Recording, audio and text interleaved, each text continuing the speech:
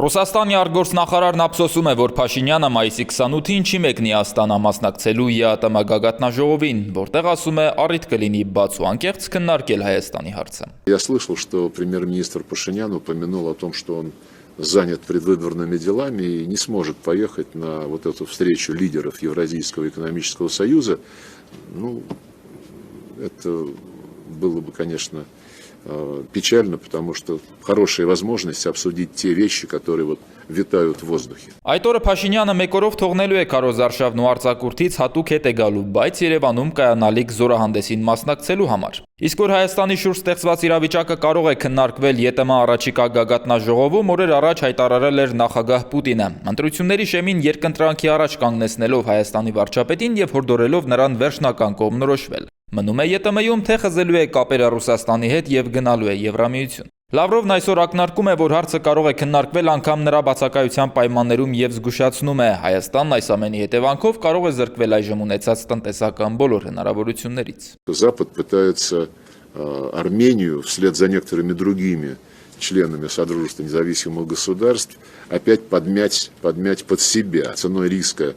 теми выгодами, которые Армения имеет по линии Евразийского экономического союза. Լավրովն ապրիլի 1-ին Կրեմլում կայացած Փաշինյան-Պուտին հանդիպումն է հիշեցնում, որը բավական լարված էր անցել։ Այդ ժամանակ Ռուսաստանի նախագահը թափանցիկ ակնարկել էր տնտեսական կորուստների մասին, որոնք անխուսափելի կդառնան, եթե Փաշինյանը որոշի Հայաստանը դուրս բերել Եվրասիական տնտեսական միությունից։ Դրան հաջորդել էր արդեն փոխվարչապետ Օվերչուկի կոշտ հարցազրույցը, որում ավելի թափանցիկ էր խոսվում Ռուսաստանի հետ կապերը խզելու հետևանքների մասին։ Мы здесь абсолютно чисты перед армянскими друзьями. Мы просто, это наша союзническая обязанность объяснить, как выстраиваются экономические интеграционные процессы в современном мире, и чем Евразийский экономический союз отличается от Европейского союза. Օվերչուկն էլ է այսօր կրկնել, որ կընդունեն ցանկացած որոշում, որը կկայացվի Երևանում։ Հարցը դրա գինն է եւ տնտեսական այն կորուստները, որոնք ստիպված կլինի կրել Հայաստանը։ Մենք մեծ հարգանքով ենք վերաբերվում հայ ժողովրդին, բայց Հայաստանի ղեկավարությունն ինչ որ պահի ստիպված կլինի ընտրություն կատարել Եվրամիության եւ ԵԱՏՄ-ի միջև, եթե որոշեն նման ընտրություն կատարել։ Մենք փորձում ենք մեր գործընկերներին տեղեկացնել, թե ինչ խնդիրներ կառաջանան այդ դեպքում։ Ի վերջո, դա նրանց ընտրությունն է։ Եվրոպական տարբեր երկրների օրինակն է բերում Լավրովն ու ասում, թե ինչ պայման են նրանց առաջ դնում Բրյուսելից, երբ այդ երկրները ցանկություն են հայտնում անդամակցել Եվրամիությանը։ Полное присоединение к внешнеполитической деятельности ЕС.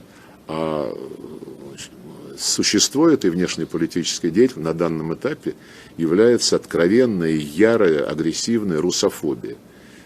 Я думаю, что армянские коллеги тоже об этом осведомлены и будут это учитывать. Թեև Փաշինյանը Պուտինի վերջնագրից հետո մի քանի անգամ վստահեցրեց, որ ԵՏՄ-ից դուրս գալու միտքի մեջ ունի եւ ընտրություն կատարելու խնդիր չկա օրակարգում, Մոսկվայում սակայն դատելով գործողություններից չեն հավատում այս հավաստիացմանը։ Պետդումայի ամբիոնից Կոմկուսի ղեկավար Գենադի Զյուգանովն անգամ պահանջում է, որ Փաշինյանի մուտքն արգելեն Ռուսաստան, անգամ եթե նա հաղթի ընտրություններում եւ շարունակի մնալ Հայաստանի վարչապետի պաշտոնում։